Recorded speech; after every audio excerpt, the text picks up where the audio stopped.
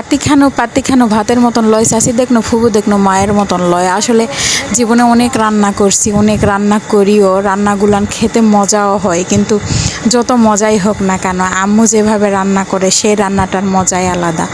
যতই রান্না, একই রান্না আমি করতেছি কিন্তু খাই খাই ঠিকই, কিন্তু মজা অত লাগে না।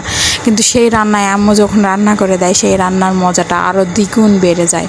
শুধু এটা আমার সাথে হয় কি আপনাদের সাথেও এটা হয়? আপনারা কমেন্টে অবশ্যই জানাবেন। মায়ের হাতের রান্না তো সবসময় মায়ের হাতের রান্নাই হয়। আমার মনে হয় না দুনিয়ার এমন কোনো মানুষ আছে যে মায়ের হাতের রান্না পছন্দ করে না।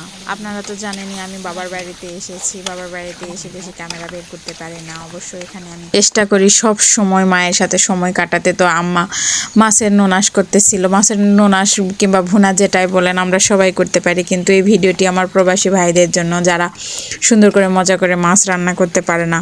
তো আম্মু রান্না করতেছিল, আম্মুর হাতের মাছের নোনাশটা এত মজা, মাছ আমিও রান্না করি কিন্তু এত মজা হয় না।